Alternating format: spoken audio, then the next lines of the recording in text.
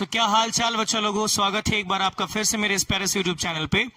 और पिछला वीडियो काफी टाइम हो गया और काफी टाइम से हम लोगों ने कोई वीडियो लेक्चर अपलोड नहीं किया हुआ है। आज के इस वीडियो लेक्चर में मैं आपको इंडिविजुअल ऑक्सीडेशन नंबर्स निकालना सिखाऊंगा। पिछले वीडियो लेक्चर्स में हम लोग ये देख चुके हैं कि किसी भी कंपाउंड में किसी पर्टिकुलर एटम की एवरेज ऑक्सीडेशन नंबर कैसे निकालते हैं। अब अगर किसी कंपाउंड में हमें किसी पर्टिकुलर एटम की इंडिविजुअल ऑक्सीडेशन स्टेट चाहिए, तो उसके लिए हमें कुछ पर्टिकुलर कंपाउंड्स के बॉन्ड स्ट्रक्चर्स जरूर आने चाहिए।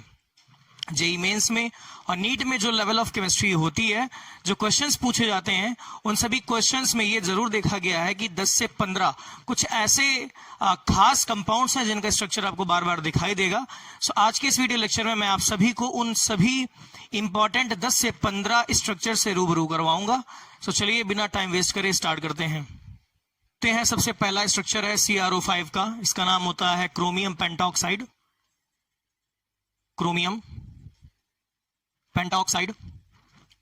इसमें अगर आपसे पूछे कि find the oxidation state of chromium, की लेट कर लोगे आप X, ऑक्सीजन की लेट कर लोगे -2 जो होती है, 5 oxygen atoms equals to 0, X यहां से आ गई 10 ना। सो ये जो आपने ऑक्सीडेशन स्टेट निकाली that is average oxidation state, जो कि आंसर एकदम गलत है। आपको ये मैं पिछले वाले वीडियो लेक्चर में भी बता चुका था कि जो क्रोमियम होती है उसकी मैक्सिमम ऑक्सीडेशन स्टेट इज +6। +6 से ज्यादा कभी भी क्रोमियम की ऑक्सीडेशन स्टेट नहीं होती है। एक स्टेटमेंट मैंने बोला था, किसी भी एटम की, किसी भी एलिमेंट के एटम की जो मैक्सिमम ऑक्सीडेशन स्टेट होती है वो उसके ग्रुप नंबर के इक्वल होती है, उससे कभी भी ज्यादा नहीं हो सकती। ठीक है ना। सो ये जो क्रोमियम है that is from 6th group और इसकी जो मैक्सिमम ऑक्सीडेशन स्टेट होगी दैट इज 6। ठीक है ना। तो ये जो 10 आंसर आ रहा है ना, एक्चुअली में ये आंसर गलत है, एकदम गलत है, क्योंकि इस वाले मेथड से क्वेश्चन को सॉल्व करते समय आपने पांचों के पांचों एटम्स की ऑक्सीडेशन स्टेट -2 मान ली है। जबकि अगर इसका हम लोग बॉन्ड स्ट्रक्चर देखें तो उसमें पांचों ऑक्सीजन एटम्स की ऑक्सीडेशन स्टेट -2 नहीं होती है, क्योंकि यहां पर पेरोक्साइड लिंकेज की प्रेजेंस होती है। तो चलिए यहीं से इजाद होता है उस बॉन्ड स्ट्रक्चर का जो हमको पढ़ना जरूरी है। सो क्रोमियम पेंटॉक्साइड का अगर आपसे कभी कोई कलर पूछ ले तो याद रखो ये ब्लू कलर का होता है। ठीक है ना, ये ब्लू कलर का कंपाउंड होता है और इसका जो स्ट्रक्चर होता है वो बटरफ्लाई स्ट्रक्चर होता है। ये भी याद कर लो कि इसका जो है वो बटरफ्लाई स्ट्रक्चर है। दो चीजें मैंने आपको ये बता दी। अगर इसके स्ट्रक्चर की बात कर लें, सो क्रोमियम को भैया बीच में रख लो, एक ऑक्सीजन एटम ऊपर लगा लो, 2 ऑक्सीजन एटम्स यहां लगा दो और सेम 2 ऑक्सीजन एटम बस आप यहां पे लगा दो। आप अगर ध्यान से देखो सो ये बटरफ्लाई का एक तरह से फेस हो गया और ये उसके पर हो गए। सो ये बटरफ्लाई स्ट्रक्चर इस कंपाउंड का हो गया CrO। यहां पर क्रोमियम की ऑक्सीडेशन स्टेट निकालने के लिए हमें हर बॉन्ड को इलेक्ट्रोनेगेटिविटी वाले कॉन्सेप्ट से तोड़ना पड़ेगा। इस बॉन्ड को अगर ब्रेक किया तो यहां दे दिया -2, इसको दे दिया +2। इस बॉन्ड को ब्रेक किया, इसको दे दिया +1, इसको दे दिया -1। इसको ब्रेक कर दिया, इसको दे दिया -1, इसको दे दिया +1। इसको और इसको ब्रेक कर दो, यहां -1, यहां +1, यहां -1, यहां +1। याद रखना ये वाले बॉन्ड नहीं टूटेंगे, ठीक है ना, क्योंकि ये सेम एटम्स हैं, इनके बीच की इलेक्ट्रोनेगेटिविटी का डिफरेंस 0 होगा, ये बॉन्ड ब्रेक नहीं होंगे। अगर ओवरऑल देखें सो जरा ध्यान से देखो, क्रोमियम पर 1 2 3 4 5 6 क्रोमियम की ऑक्सीडेशन स्टेट +6 दिखाई दे रही है।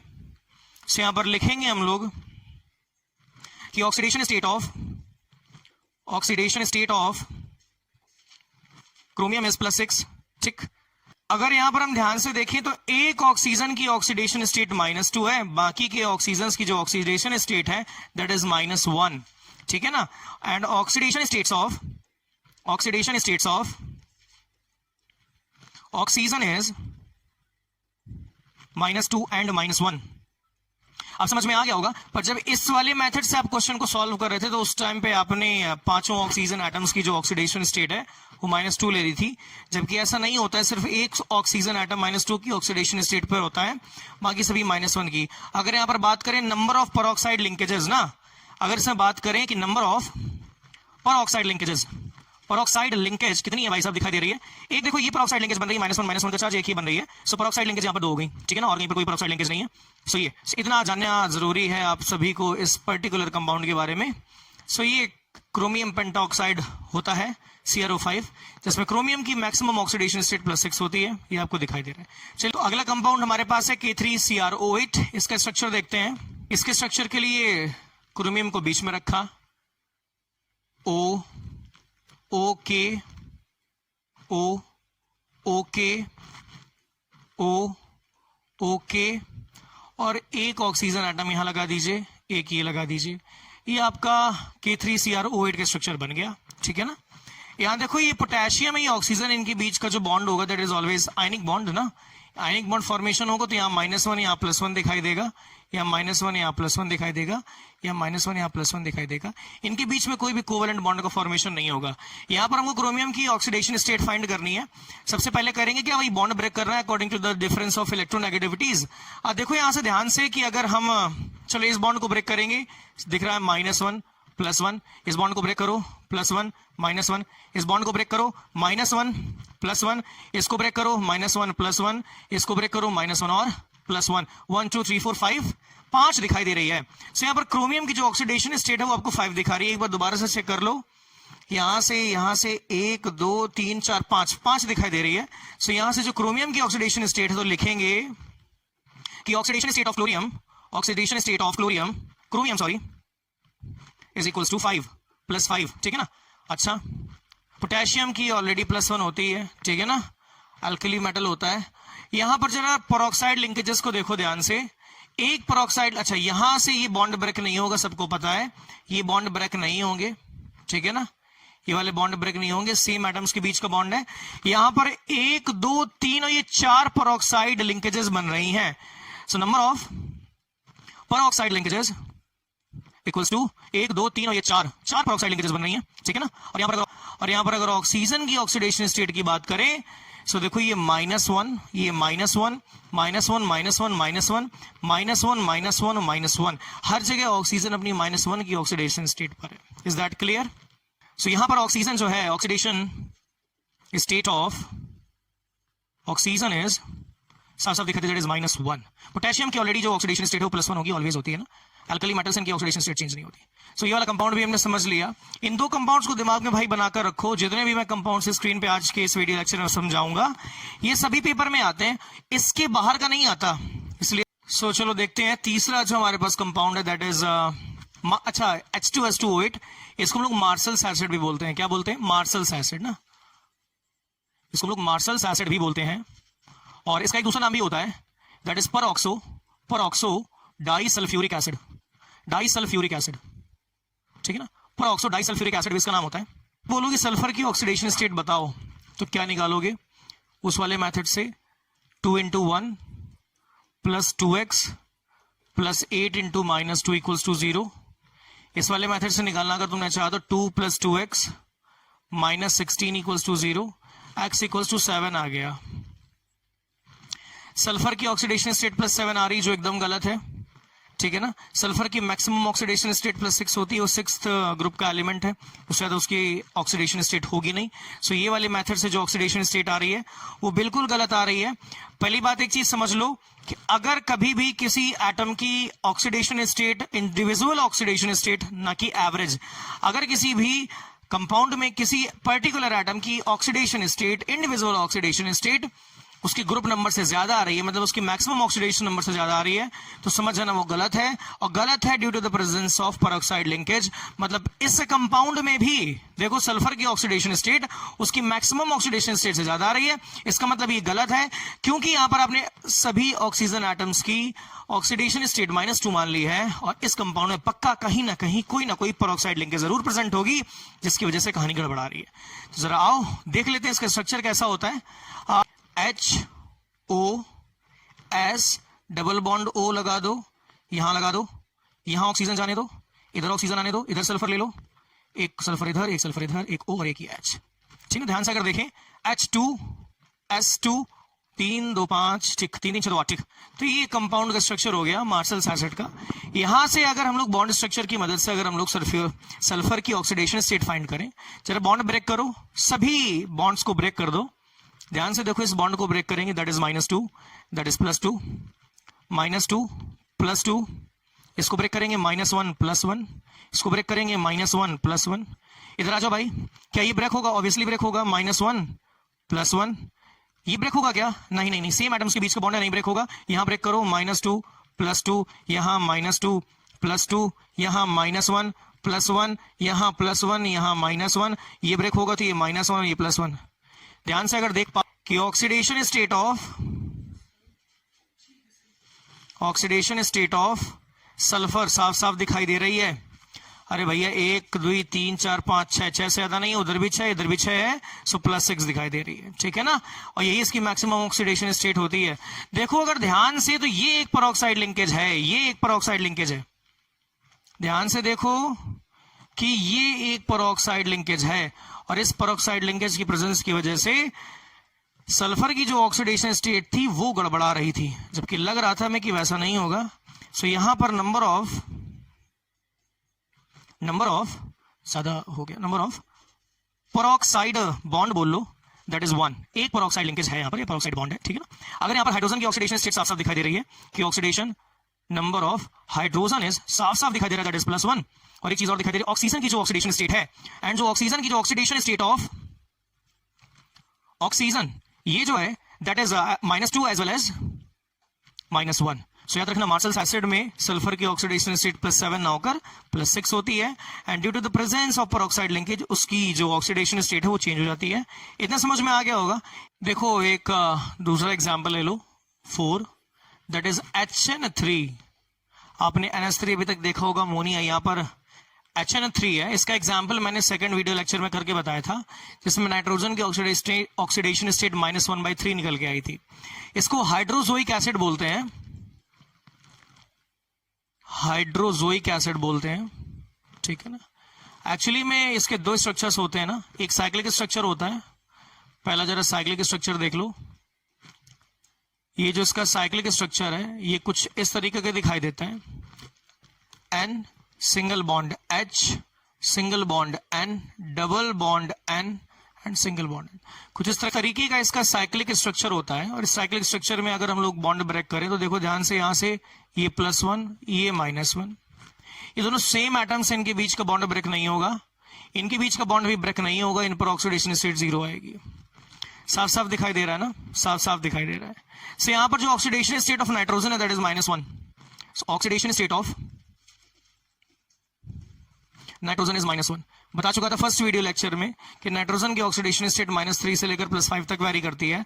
अच्छा, इसमें अगर x वाले मेथड से निकालेंगे, हाइड्रोजन की +1 ले लेंगे, +3x = 0, यहां से x बराबर -1/3 आ जाएगी। ये जो नाइट्रोजन की ऑक्सीडेशन स्टेट निकल गया, that is average oxidation state of nitrogen. अगर यहां से देखेंगे तो 3 लोग है ना, तो 3 को डिवाइड करना पड़ेगा भाई, और एक की -1, बाकियों की 0 हो गई। सो जो एवरेज आ रही है वो ऑब्वियसली -1/3 आ रही है, ठीक है। इतना समझ में आ गया होगा। एक इसका साइक्लिक स्ट्रक्चर के अलावा एक लीनियर स्ट्रक्चर भी होता है। लीनियर स्ट्रक्चर देख लो। लीनियर स्ट्रक्चर में इसका स्ट्रक्चर कुछ H, single bond N, double bond N plus और N माइनस, कुछ इस तरीके की इसका स्ट्रक्चर होता है, लीनियर स्ट्रक्चर, ठीक है। यहां पर अगर बॉन्ड ब्रेक करें तो देखो ये बॉन्ड ब्रेक हो, ये -1, ये +1, ये दोनों बॉन्ड ब्रेक नहीं होंगे, ठीक है ना, ये दोनों बॉन्ड ब्रेक नहीं होंगे सेम एटम्स के बीच में। इस बॉन्ड के ना ब्रेक होने की वजह से इन दोनों पर ऑक्सीडेशन स्टेट 0 आएगी, इस बॉन्ड के ब्रेक ना होने की वजह से इस पर भी ऑक्सीडेशन स्टेट 0 आएगी। इतना समझ में आ गया। अगर ध्यान से देखो तुम, अगर जो नाइट्रोजन पे ऑक्सीडेशन स्टेट आ रही दैट इज -1, इधर से +1, इधर से -1, हर एटम को देखो इस पर -1 जा रही है और इस पर कितनी जा रही है, -1, इस पर कितनी जा रही है, +1। अगर एवरेज अभी भी लेंगे ना, तो ये -1 +1 और ये -1/3, अभी भी -1/3 ऑक्सीडेशन स्टेट आएगी, which is the average oxidation state of nitrogen in hydrazoic acid. तो ये दोनों स्ट्रक्चर समझ में आ चुके होंगे। इन स्ट्रक्चर से आप नाइट्रोजन की इंडिविजुअल ऑक्सीडेशन स्टेट निकाल सकते हो, बहुत आसान था। एक कंपाउंड और मिलता है 5वें नंबर का, Fe3O4 ना, Fe3O4, इसको मैग्नेटाइट भी बोलते हैं, ठीक है ना सर। इसमें आयरन की ऑक्सीडेशन स्टेट कितनी होती है, बहुत ध्यान से समझो, बहुत ध्यान से। यहां से एवरेज और इंडिविजुअल का कॉन्सेप्ट और ध्यान से क्लियर हो जाएगा। अगर मैं इसमें आयरन की ऑक्सीडेशन स्टेट x ले लूं तो 3x हो जाएगा, +4 × -2 = 0।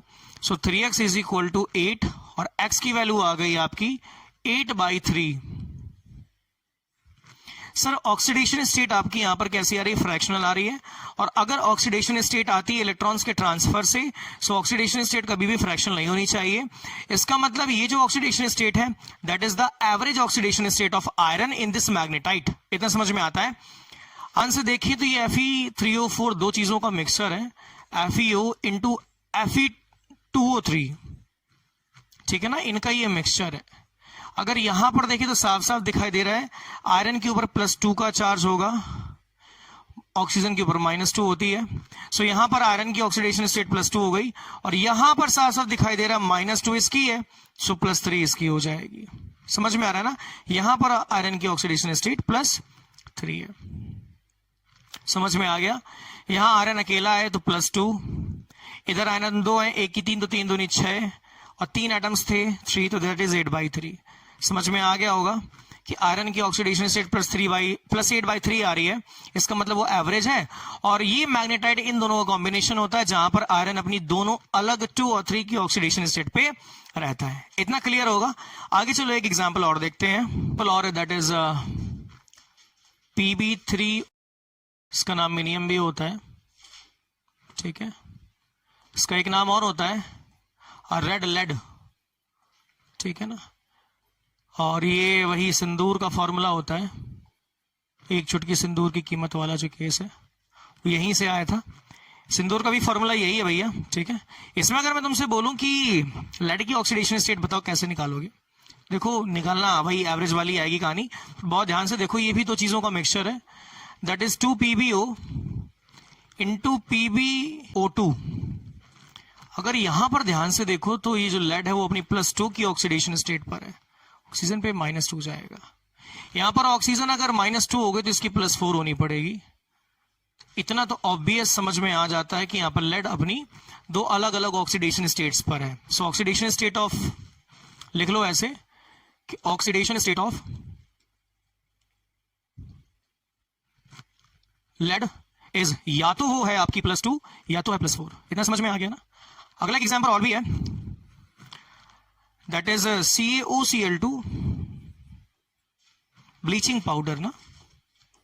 अगर इसको समझ लें, इसका क्या अगर कभी दिख गया तो कैसे समझेंगे, देखो इसको तोड़ो भाई, तो ये Ca2+ में जाएगा, और यहां ध्यान से सुनो, ये OCl- आयन आएगा प्लस क्लोराइड। देखो ये जो आयन है दैट इज क्लोराइड आयन ना, that is your chloride ion. What is this, this is hypochloride, this is hypochloride ion, ठीक है। यहां पर कैल्शियम की ऑक्सीडेशन स्टेट +2 साफ साफ दिखाई दे रही है, यहां पर क्लोरीन की ऑक्सीडेशन स्टेट -1 दिखाई दे रही है। यहां पे देखो ध्यान से, ये जो मैंने माइनस लगाया है एक्चुअली में ये माइनस जो है ये इन दोनों पर है ना, इन दोनों पर है। अगर यहां पे निकालें तो ऑक्सीजन की -2, इसकी एक्स लेट कर लो, नेट चार्ज -1, एक्स आ गई +1। मतलब यहां पर जो क्लोरीन है वो अपनी दो ऑक्सीडेशन स्टेट्स पर है। यहां पर जो क्लोरीन की जो ऑक्सीडेशन स्टेट है वो या तो -1 है या तो +1 है। Is that clear? चलो इतना समझ में आ गया होगा। एक दो एग्जांपल्स हम लोग और करके देखेंगे। तो आइए देखते हैं एक नया स्ट्रक्चर, दैट इज C3O8, इसका नाम होता है कार्बन सुबऑक्साइड।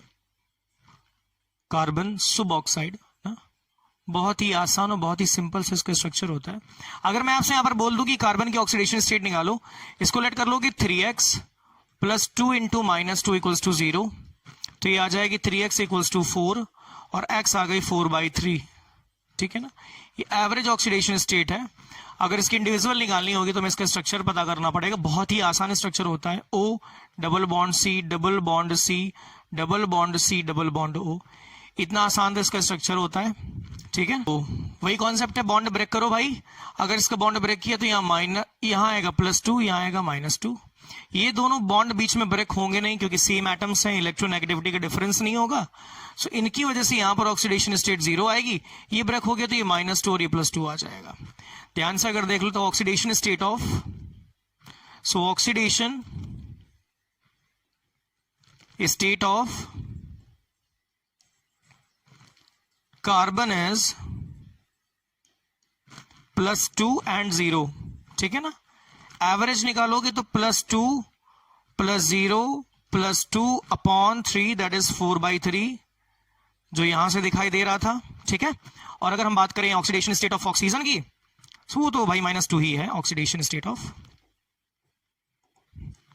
ऑक्सीजन दैट इज -2 और नो पेरोक्साइड लिंकेज ना, नो पेरोक्साइड लिंकेज, साफ साफ दिखाई दे रहा है कोई पेरोक्साइड लिंकेज नहीं थी, ठीक है। MnO4-। अगर इसका स्ट्रक्चर मैं बनाने को दे दूं आपको, इसकी अगर मैं बोलूं तो आप लेट कर लो x plus 2 times -4 equals to -1, x यहां से आ गया -1 + 8, x आ गया 7। और ये जो मैग्नीज है ये 7th ग्रुप का है, इसकी मैक्सिमम ऑक्सीडेशन स्टेट +7 ही होती है। अगर स्ट्रक्चर की बात करें तो स्ट्रक्चर ध्यान से देखो कैसे बनाएंगे इसका स्ट्रक्चर की बात करें, सो Mn डबल बॉन्ड O और ये O डबल बॉन्ड और यहां से ये O-, ठीक है ना। ये स्ट्रक्चर इसका हो गया। बॉन्ड ब्रेक करो, यहां से आएगा -2 + 2 -2 + 2 -2 + 2 -1 + 1 2 2 4 2 6 1 7। ओवरऑल इसकी ऑक्सीडेशन स्टेट ऑफ Mn यहां दिखाई दे रही है आपको +7। और यहां पे जो ऑक्सीजन हैं, यहां पे जो ऑक्सीडेशन स्टेट ऑफ ऑक्सीजन जो है दैट इज कितना -2 एंड -1। इतना क्लियर है भाई, सबको क्लियर होगा आई होप। चलो अगला एग्जांपल देख लेते हैं कौन सा। सो अगला एग्जांपल है Br3O8, ठीक है ना। Br3 के स्ट्रक्चर में O double bond Br double bond Br double bond Br single bond Br double bond Br double bond O single bond Br double bond O double bond O double bond O। कुछ इस तरीके से इसका structure बन गया। अगर इसका bond break करें सो ये -2 + 2 -2 + 2 -2 + 2 -2 + 2 -2 + 2 -2 + 2 -2 + 2 और भाई साहब -2 और +2 2 2 4 2 6 2 2 4 2 6 2 2 4।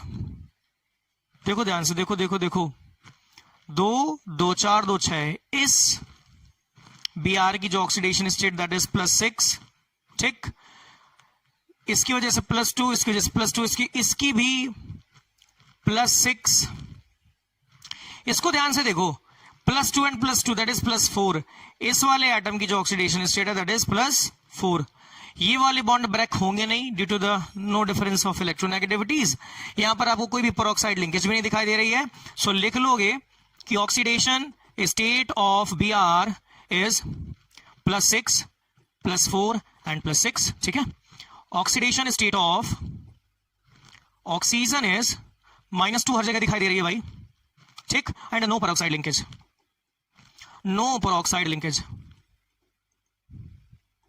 नो पेरोक्साइड लिंकेज, ठीक है ना। चलो एक दो एग्जांपल्स और देख लेते हैं। हमारे पास है Na2S4O6 that is sodium tetrathionate, sodium.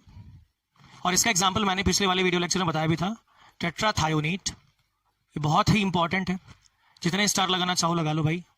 बहुत की बात करें सो Na+O-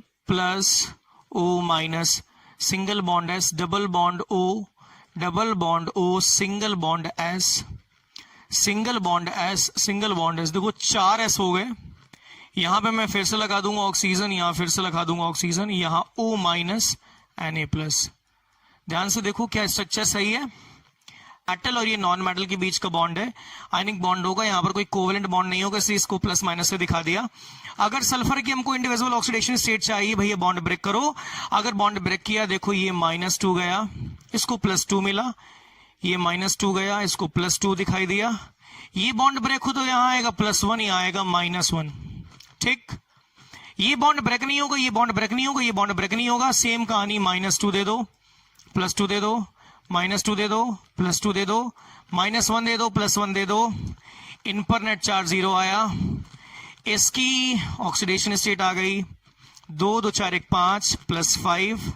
इनकी 0, इनकी 0, इस पर आ गई +5, ठीक। क्या यहां कहीं कोई पेरोक्साइड लिंकेज है? So sir no, there is no peroxide linkage. लिखेंगे ऑक्सीडेशन स्टेट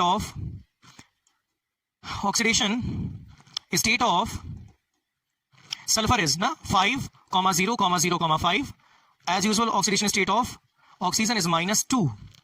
देखो ध्यान से, ये -1 पहले का चार्ज था, ये -1 मिलकर -2 -2 -2 -1 -1 -2 -2 ठीक है ना। और सोडियम की तो भाई साहब होती है कितनी, वो अल्कली मेटल है, सो इसकी सोडियम की +1 ऑलवेज होती है ना, चेंज ही नहीं होती। ना समझ में आ गया ना।